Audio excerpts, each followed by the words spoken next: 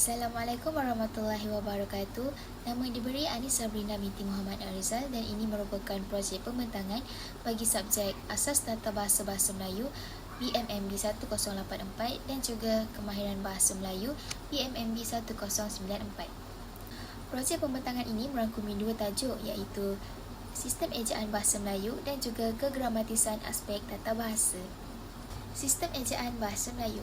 Sistem Ejaan Bahasa Melayu mempunyai tradisi dan sejarah tersendiri. Sistem ejaan ini terbahagi kepada dua tahap iaitu sebelum kemerdekaan dan selepas kemerdekaan. Sistem ejaan sebelum kemerdekaan terbahagi kepada 5. Yang pertama ialah Sistem Ejaan Maxwell pada tahun 1882. Seterusnya ialah Sistem Ejaan Wilkinson pada tahun 1904. Yang ketiga ialah Sistem Ejaan Sabah pada tahun 1949. Yang keempat, Sistem Ejaan Fajar Asia pada tahun 1945 sehingga 1954. Dan yang terakhir ialah Sistem Ejaan Rumi Kongres pada tahun 1956. Sistem ejaan selepas kemerdekaan pula terbahagi kepada dua iaitu Sistem Ejaan Malindo iaitu pada tahun 1959 dan juga Sistem Ejaan Rumi Bahasa Melayu pada tahun 1972 sehingga kini. Sistem Ejaan Rumi 1972. Sistem ejaan ini diperkenalkan pada 16 Ogos 1972. Sistem ini wujud daripada hasil kerjasama dan kesepakatan bersama Majlis Bahasa Indonesia Malaysia. Sistem ini dikenali sebagai Sistem Ejaan Bahasa Indonesia yang disempurnakan di Indonesia, manakala di Malaysia pula, sistem ini dikenali sebagai Sistem Ejaan Rumi Baharu Bahasa Malaysia yang kemudian dikenali sebagai Ejaan Rumi Baru Bahasa Melayu. Berikut merupakan ciri utama Sistem Ejaan Rumi 1972. Yang pertama ialah penggunaan abjad Bahasa Melayu. Yang kedua ialah penulisan huruf Bahasa Melayu. Yang ketiga ialah sistem kelarasan vokal. Yang keempat ialah penulisan kata Bahasa Melayu. Yang kelima penulisan ejaan kata pinjaman. Dan yang terakhir ialah penggunaan tanda baca. Penggunaan abjad Bahasa Melayu. Terdapat 26 abjad dalam ejaan Bahasa Melayu seperti A, B, C, D, E, F, G, H, I, J, K, L, M, N, O, P, Q, R, S, T, U, V, W, X, Y dan Z. Seterusnya ialah huruf vokal. Terdapat 5 huruf vokal dalam ejaan Bahasa Melayu seperti A, E, I, O dan U. Vokal I melambangkan dua bunyi iaitu I pepet dan I taling. Huruf vokal ini boleh digunakan pada awal kata, tengah kata dan akhir kata. Sebagai contoh, I pepet dibunyikan sebagai E. Untuk contoh perkataan pula, pada awal kata seperti emas, pada tengah kata ialah besar dan pada akhir kata ialah autism.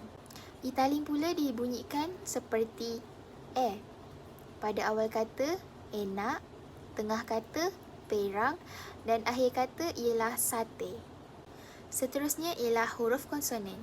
Huruf konsonan mempunyai 21 huruf selain daripada A, E, I, O dan U. Huruf konsonan ini boleh digunakan pada awal kata, tengah kata dan akhir kata. Sebagai contoh, huruf B, penggunaan pada awal kata seperti buku, tengah kata sebut dan akhir kata ialah azab. Seterusnya ialah vokal berganding. Terdapat deretan dua huruf vokal yang membentuk suku kata yang berbeza. Ia juga dilafazkan sebagai bunyi yang terpisah seperti ba dan juga e, iaitu baik. Kedua-dua vokal terpisah antara suku kata. Untuk contoh lain, kita boleh ambil pada huruf A dan I seperti air, iaitu A dan juga ir yang berbunyi air. Seterusnya ialah diftong. Diftong merupakan vokal rangkap yang menghasilkan dua bunyi secara serentak dan berlakunya geluncuran dalam satu suku kata. Sebagai contoh, diftong AU pada awal kata seperti autograf, pada tengah kata tauliah dan pada akhir kata ialah kerbau. Seterusnya ialah digraf. Digraf merupakan dui lambang, dui huruf dan huruf rangkap. Dua huruf konsonan yang berturut-turut yang mewakili atau melambangkan satu bunyi konsonan. Sebagai contoh, digraf GH pada awal kata seperti gaib, tengah kata maghrib dan juga pada akhir kata ialah balik. Seterusnya, deret konsonan. Deret konsonan dikenali sebagai gabungan konsonan. Sebagai contoh, deretan konsonan MP. Contohnya ialah 4. Seterusnya ialah gugus konsonan. Gugus konsonan ialah gabungan dua huruf konsonan dalam satu perkataan yang berada dalam suku kata yang sama. Sebagai contoh, gugus konsonan BL. Contoh perkataan ialah blok. Seterusnya ialah suku kata. Suku kata ialah pemenggalan kata berasaskan keberadaan huruf vokal. Tiap-tiap suku kata ditandai oleh huruf vokal. Huruf vokal dapat membentuk suku kata sama ada di hadapan atau di belakang huruf konsonan atau tidak diikuti konsonan. Sebagai contoh, perkataan bag. Ia mempunyai satu suku kata. Contoh lain ialah majalah. Majalah mempunyai 3 suku kata seperti ma, ja, lah. Seterusnya ialah suku kata terbuka dan tertutup. Suku kata terbuka ialah suku kata yang terdiri daripada huruf vokal sahaja, iaitu gabungan vokal dan konsonan yang berakhir dengan vokal atau konsonan selain P, T, R, H, M, N dan K. Sebagai contoh perkataan baju. Suku kata baju merupakan suku kata terbuka. Seterusnya ialah suku kata tertutup. Suku kata tertutup ialah suku kata yang diakhiri oleh konsonan P, T, R, H, M, N dan K. Sebagai contoh, perkataan makan. Suku kata kan merupakan suku kata tertutup. Seterusnya ialah posisi suku kata. Posisi suku kata terbahagi kepada 3, iaitu awal, tengah dan akhir. Maksud suku kata awal ialah suku kata yang berada di awal kata. Sebagai contoh, perkataan mereka. Suku kata me merupakan suku kata awal. Seterusnya ialah suku kata tengah. Suku kata tengah merupakan suku kata yang berada di tengah-tengah kata. Sebagai contoh, perkataan mereka. Suku kata re merupakan suku kata tengah. Akhir sekali ialah suku kata akhir. Suku kata akhir ialah suku kata yang berada di akhir kata. Untuk perkataan mereka, bagi perkataan mereka, suku kata ka ialah suku kata akhir. Seterusnya ialah persukuan. Setiap kata mengandungi satu kata. Setiap suku kata ditandai oleh satu vokal iaitu V. Vokal dapat didahului atau diikuti oleh konsonan iaitu K. Terdapat 4 cara persukuan. Yang pertama ialah persukuan pola umum suku kata. Yang kedua, persukuan pola kata pinjaman. Yang ketiga, penyukuan pemisahan suku kata. Dan yang terakhir ialah penyukuan dalam imbuhan.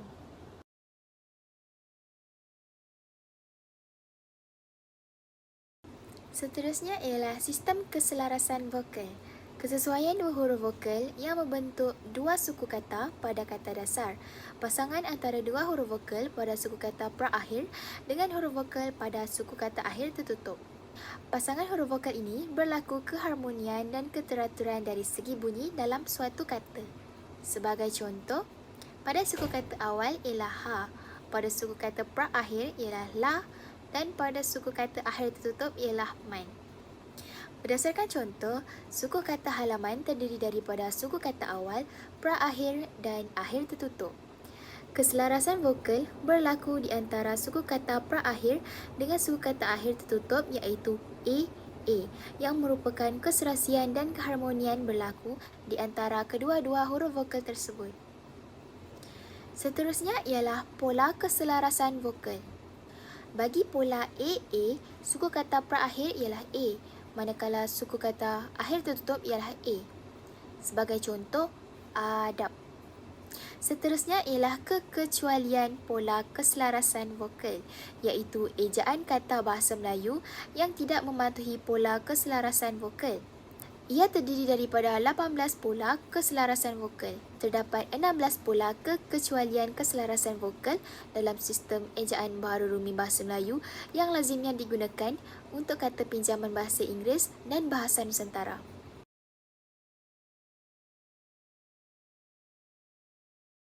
Seterusnya ialah penulisan huruf bahasa Melayu. Yang pertama ialah huruf condong. Penggunaan huruf condong terbahagi kepada 3. Yang pertama adalah untuk menulis nama buku, majalah, dokumen rasmi, lagu, filem dan surat khabar yang dikutip dalam karangan. Yang kedua adalah untuk menegaskan atau mengkhususkan huruf, bahagian kata atau kelompok kata. Seterusnya ialah huruf besar. Penggunaan huruf besar adalah untuk huruf pertama kata di awal ayat yang lengkap. Sebagai contoh, nama saya Anis Sabrina. Huruf N pada perkataan nama menggunakan huruf besar kerana itu merupakan awal ayat. Huruf besar juga digunakan untuk kata nama khas seperti nama orang, iaitu Abdul Aziz. Dr. Asma Haji Omar menggunakan huruf besar dan huruf kecil kerana sistem tulisan Rumi menggunakan perbezaan huruf ini untuk membezakan setiap perkataan seperti kata nama ab dan kata nama khas. Perbezaan huruf ini juga untuk menunjukkan ayat yang baru. Seterusnya ialah kata dasar. Kata dasar merujuk kepada kata yang ditulis secara satu persatu dalam bentuk tunggal. Sebagai contoh, gadis itu sangat cantik. Seterusnya ialah kata terbitan. Penggunaan kata terbitan adalah untuk imbuhan seperti imbuhan awalan, akhiran dan juga apitan. Termasuklah imbuhan asing ditulis secara serangkai atau bercantum dengan kata dasar. Sebagai contoh, kata dasar lari, lalu ditambah imbuhan ber, iaitu menjadi berlari. Maka kata terbitannya ialah berlari. Seterusnya ialah kata ganda. Kata ganda adalah kata yang ditulis secara lengkap dengan tanda sempang. Sebagai contoh, gunung ganang, murid-murid, kuih-kuih, buah-buahan dan huru-hara. Seterusnya ialah kata majmuk. Penggunaan kata majmuk adalah untuk menggabungkan kata istilah khusus dan bahagian umum ditulis terpisah. Sebagai contoh, cermin dan juga mata, maka ia akan menjadi cermin mata. Seterusnya, penggunaan kata majmuk adalah untuk menggabungkan kata yang lazim yang dianggap sebagai satu kata dan ditulis secara serangkai. Sebagai contoh, matahari dan antarabangsa. Seterusnya ialah bentuk terikat lain. Penggunaannya adalah untuk kata partikel seperti lah, kah dan tah. Ianya ditulis serangkai dengan kata yang mendahuluinya. Sebagai contoh, bacalah majalah itu. Seterusnya ialah kata sendi nama. Kata sendi nama merupakan kata depan. Kata sendi nama seperti ke, dari dan di ditulis terpisah daripada kata yang mengikutinya, kecuali dalam gabungan kata yang dianggap lazim sebagai satu kata seperti kepada, daripada, semenjak dan selain. Sebagai contoh, Aiman berasal dari Johor. Baju ini daripada Ali. Seterusnya ialah angka dan lambang bilangan. Yang pertama ialah angka. Angka digunakan untuk menyatakan nombor atau lambang bilangan seperti angka Arab dan angka Roman. Seterusnya, angka digunakan untuk menyatakan ukuran panjang, berat, luas dan isi. Sebagai contoh, 2 meter, 7 kilogram dan 5 liter. Seterusnya ialah satuan waktu, iaitu 8 jam 3 minit, pukul 2 petang. Nilai wang pula adalah seperti RM50 dan 10 sen. Untuk kuantiti pula ialah 9%.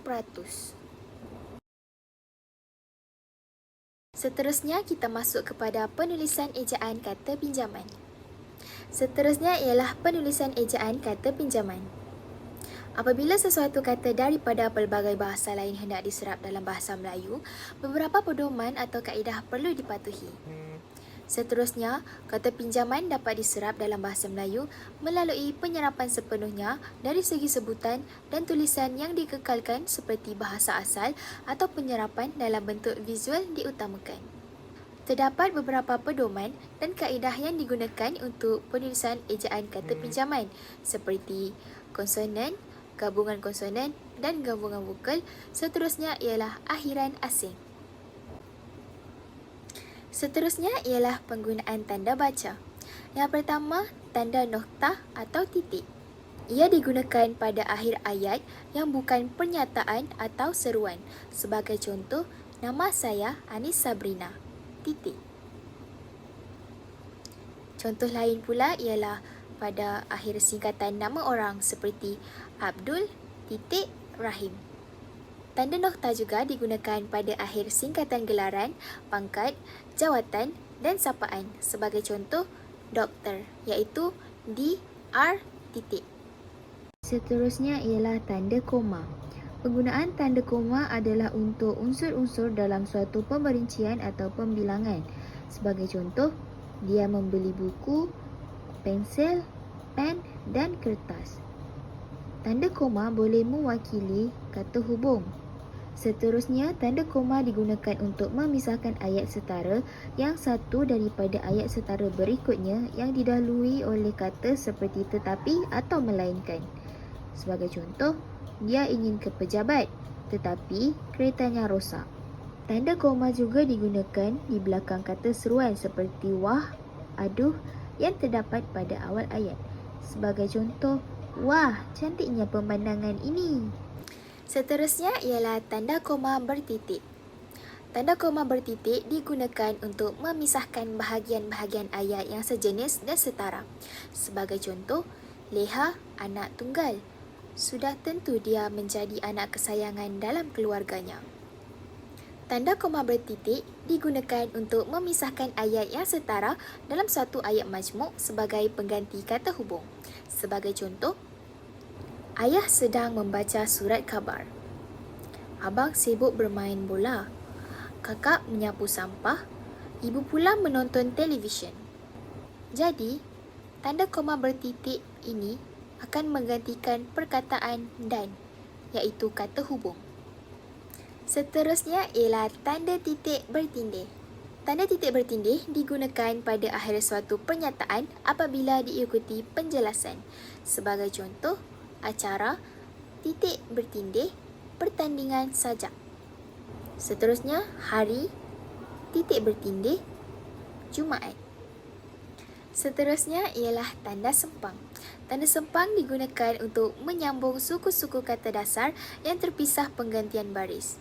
Sebagai contoh, supaya mendapat bu, sempang, ku yang diingini. Perkataan buku mempunyai tanda sempang kerana ia terpisah melalui penggantian baris. Selain daripada itu, tanda sempang juga digunakan untuk menyambung unsur-unsur kata ganda seperti murid-murid. Seterusnya ialah tanda pisah. Tanda pisah digunakan untuk membatasi penyisipan kata, kelompok kata atau anak ayat yang memberikan penjelasan khusus. Sebagai contoh, hasratmu itu, tanda pisah, aku yakin akan tercapai. Tanda pisah jika engkau berusaha dengan lebih keras. Seterusnya, tanda pisah digunakan untuk menegaskan terdapatnya keterangan aposisi atau keterangan yang lain sehingga ayat menjadi lebih jelas. Tanda elipsis pula digunakan untuk dipakai dalam ayat yang terputus-putus dan untuk menunjukkan bahawa dalam suatu petikan ada bahagian yang dihilangkan. Seterusnya ialah tanda tanya. Tanda tanya biasanya digunakan pada akhir ayat tanya. Sebagai contoh, awak apa khabar? Seterusnya ialah tanda seru. Tanda seru digunakan sesudah ungkapan atau pernyataan yang berupa seruan, perintah atau yang mengungkapkan kebenaran, ketidakpercayaan atau rasa emosi yang kuat. Sebagai contoh, seronoknya tempat ini. Seterusnya ialah tanda kurung. Tanda kurung digunakan untuk mengambil tambahan keterangan atau penjelasan. Sebagai contoh, perkataan PIBG, iaitu Persatuan Ibu Bapa dan Guru. Selain daripada itu, tanda kurung juga digunakan untuk mengambil keterangan atau penjelasan yang bukan bahagian integral pokok pembicaraan. Sebagai contoh, Cikgu Aisyah dalam kurungan Guru Mata Pelajaran Bahasa Melayu tutup kurungan mengadakan pertandingan sajak supaya muridnya dapat meningkatkan kemahiran bahasa dalam diri mereka. Seterusnya ialah tanda siku. Tanda siku digunakan untuk mengapit keterangan dalam ayat penjelas yang sudah bertanda kurung. Sebagai contoh, Johor Bahru yang sudah bertanda kurung lalu diikuti dengan tanda siku iaitu yang dikenali sebagai Ibu Negeri Johor merupakan satu pusat pelancongan. Seterusnya ialah tanda petik. Penggunaan tanda petik adalah untuk mengapit petikan langsung yang berasal daripada pembicaraan naskah atau bahan bertulis yang lain. Sebagai contoh, saya akan menghantar tugasan itu pada hari esok, kata Rahman. Selain itu, tanda petik juga digunakan untuk mengapit judul syair, karangan dan bab buku semasa dipakai dalam ayat. Sebagai contoh, sajak Sumpah Anak Merdeka terdapat pada halaman ke-7. Seterusnya ialah tanda petik tunggal. Penggunaan tanda petik tunggal adalah dalam ungkapan atau ayat yang sudah diapit tanda petik. Sebagai contoh, tanya Sarah, engkau ada dengar bunyi kering-kering tadi? Yang terakhir ialah tanda ulang. Nombor 2 digunakan untuk menunjukkan pengulangan. Penggunaan kata ulang adalah untuk dalam tulisan cepat dan nota bagi menyatakan bentuk gandaan. Sebagai contoh, buku-buku dan betul-betul. Seterusnya tanda garis miring. Tanda garis miring digunakan dalam penomboran kod surat seperti dalam nombor rujukan. Selain daripada itu, garis miring digunakan sebagai pengganti kata dan atau per atau pada nombor alamat. Sebagai contoh, perkataan ibu bapa. Selepas perkataan ibu, tanda garis miring boleh diletakkan kerana ia boleh menggantikan perkataan dan. Yang terakhir ialah tanda penyingkat. Tanda penyingkat digunakan untuk menunjukkan penghilangan bahagian kata. Sebagai contoh, mereka lah balik ke rumah. Tanda penyingkat sebelum perkataan lah adalah bersamaan dengan perkataan telah. Seterusnya kita masuk kepada kegramatisan aspek tata bahasa. Bahasa Melayu perlu digunakan mengikut aturan sistem bahasa Melayu. Tata bahasa merupakan acuan yang mengikut prinsip atau hukum bahasa bagi sesuatu bahasa. Kegramatisan sesuatu ayat sangat dititikberatkan apabila pengguna bahasa bertutur atau menulis ayat. Terdapat 4 aspek yang menentukan kegramatisan ayat dalam tata bahasa seperti ejaan, kata, frasa dan ayat. Kesalahan yang berlaku pada aspek ini menunjukkan bahawa kegramatisan ayat tidak berlaku. Antara isu kegramatisan bahasa adalah kesalahan kata. Kesalahan kata merujuk kepada kekeliruan atau kesilapan yang dilakukan dalam bentuk tulisan dan lisan. Terdapat beberapa jenis kesalahan kata yang selalu dilakukan seperti kesalahan kata nama, kesalahan kata kerja, kesalahan kata adjektif dan juga kesalahan kata tugas. Pertama ialah kesalahan kata nama. Sebagai contoh, kata yang salah ialah kita mahu ke sekolah, kata Ali dan Abu kepada Ahmad. Kata yang betul adalah kami mahu ke sekolah, kata Ali dan Abu kepada Ahmad. Ini kerana kata kita tidak sesuai kerana melibatkan semua. Penggunaan yang betul ialah kami yang melibatkan Ali dan Abu tidak termasuk Ahmad. Contoh lain bagi kesalahan kata nama khas pula ialah Abang pergi bercuti di Johor. Manakala perkataan yang betul adalah Abang pergi bercuti di Johor. Johor ialah kata nama khas dan perlu menggunakan huruf besar pada permulaan perkataan. Yang kedua pula ialah kesalahan kata adjektif. Kata yang salah ialah Sabrina rindukan ibunya yang tinggal di kampung. Untuk kata yang betul ialah Sabrina rindu akan ibunya yang tinggal di kampung. Kata adjektif rindu perlu diikuti kata sendi akan.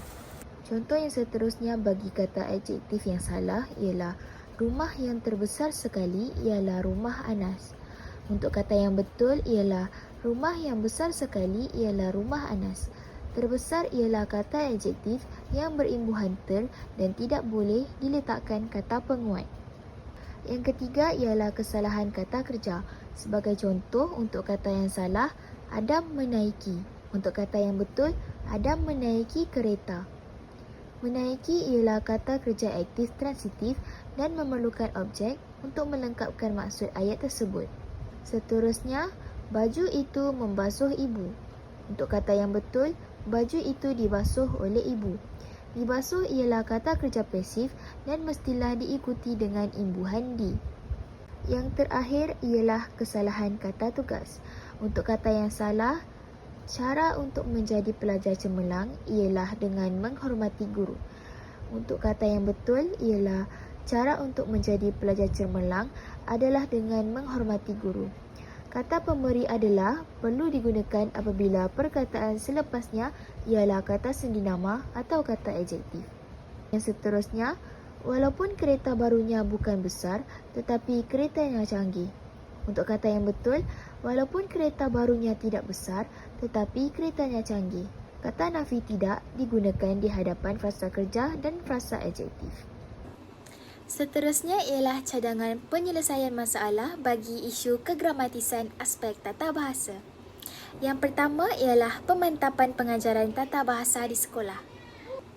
Sebagai contoh, penggunaan bahan pengajaran yang menarik seperti permainan bahasa dan juga teknologi interaktif.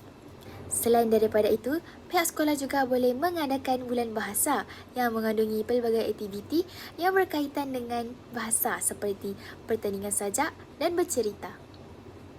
Seterusnya ialah penggunaan teknologi dan aplikasi pembetulan bahasa. Kita perlulah memanfaatkan aplikasi yang tersedia seperti alat pembetulan tata bahasa untuk membantu pelajar dan pengguna bahasa memeriksa dan memperbaiki kesalahan tata bahasa mereka. Yang terakhir ialah latihan penulisan dan menggalakkan pembacaan. Sebagai contoh, boleh mengadakan bengkel atau kursus latihan khusus bagi penulisan yang menekankan tata bahasa yang betul. Selain daripada itu, memupuk budaya membaca bahan bacaan yang berkualiti tinggi dalam bahasa Melayu. Seterusnya kita masuk kepada peranan dan sumbangan tokoh. Tokoh yang pertama ialah Nik Safiah Karim. Nama diberi Profesor Dr. Nik Safiah bin Haji Abdul Karim. Beliau dilahirkan pada 17 Disember 1939 di Kampung Banggor, Kota Baru, Kelantan. Beliau mendapat pendidikan di Sekolah Rendah Inggeris Perempuan Kota Baru, Kelantan pada tahun 1948 sehingga 1952. Seterusnya, beliau melanjutkan pelajaran di Maktab Perempuan Melayu, Jalan Damansara, Kuala Lumpur pada tahun 1953 hingga 1957. Seterusnya, beliau melanjutkan pelajaran di SD Francis Xavier Institution Melaka, Universiti Malaya iaitu mengambil ijazah sarjana muda sastra dan ijazah sarjana, dan yang terakhir ialah Universiti Ohio iaitu mengambil ijazah kedoktoran pada tahun 1972. Peranan dalam memartabatkan bahasa Melayu. Nik Safiah Karim memastikan bahasa Melayu menjadi asas pendidikan negara.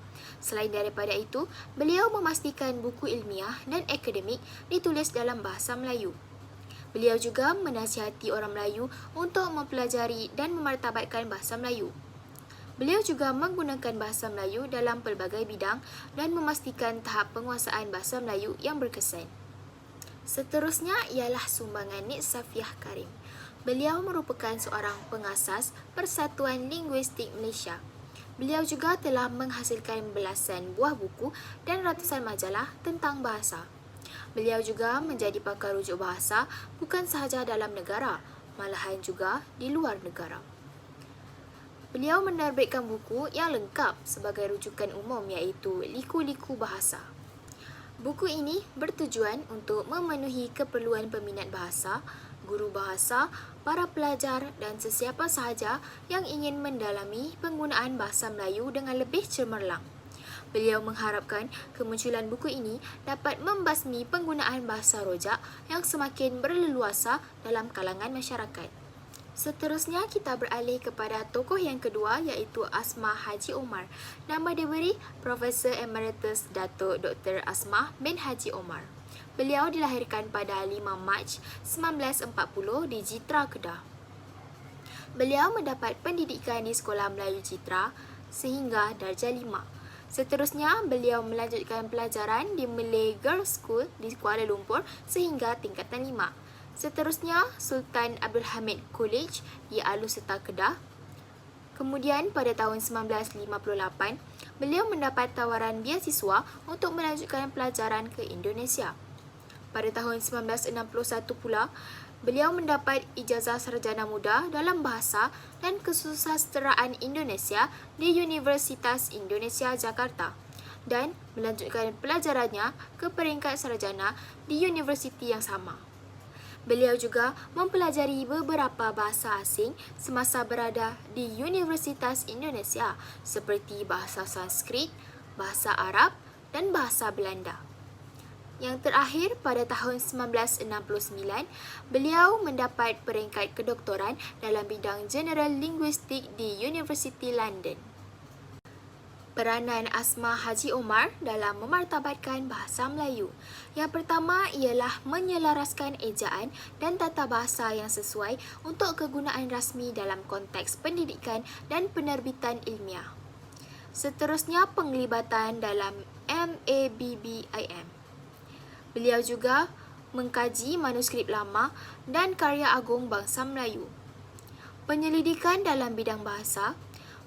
Beliau juga telah menulis buku-buku dalam bidang tata bahasa yang dijadikan sebagai rujukan orang ramai pada masa kini. Yang terakhir, beliau juga telah menerbitkan buku tentang perkembangan sejarah dan genealogi bahasa Melayu sebagai bahasa tua. Seterusnya ialah sumbangan Asma Haji Omar. Beliau telah menerbitkan buku Nahu Melayu Mutakhir pada tahun 1980, Morfologi Sintaksis Bahasa Melayu, Malaya dan Bahasa Indonesia pada tahun 1968. Buku Nahu Melayu Mutakhir menggunakan kaedah sistematik fungsional yang sememangnya bersifat maksimalis dalam menerangkan penggunaan bentuk-bentuk bahasa berdasarkan sistem bahasa Melayu serta fungsi bentuk-bentuk itu dalam unsur-unsur nahu seperti frasa, klausa dan ayat. Sumbangan beliau juga adalah pembangunan sistem tata bahasa dan ejaan bahasa Melayu. Seterusnya, penulisan buku dan rujukan linguistik dan yang terakhir ialah penulisan dan editor puluhan buku yang kesemuanya menjadi rujukan penting untuk pengembangan bahasa Melayu. Perbandingan Nik Safiah Karim dan Asma Haji Omar. Nik Safiah Karim dikenali sebagai seorang sasterawan, penulis dan pengkritik sastera, manakala Asma Haji Omar pula lebih terkenal dalam bidang linguistik dan pendidikan bahasa. Seterusnya, Nik Safiah Karim berperanan dalam memartabatkan bahasa Melayu dalam bentuk sastera kreatif. Sebagai contoh, menulis puisi, cerpen dan novel yang menggambarkan budaya dan nilai kemanusiaan. Manakala Asma Haji Omar pula menjalankan penyelidikan dalam bidang linguistik untuk memahami struktur dan penggunaan bahasa Melayu. Yang terakhir, Nik Safiah Karim suka memberi pandangan kritis terhadap karya sastera dan mendorong penulis lain untuk menggunakan bahasa Melayu secara efektif. Manakala Asma Haji Omar menghasilkan buku teks dan bahan pengajaran yang memudahkan pembelajaran bahasa Melayu di sekolah dan menekankan pentingnya pengajaran bahasa Melayu dalam sistem pendidikan untuk generasi muda. Sekian, terima kasih.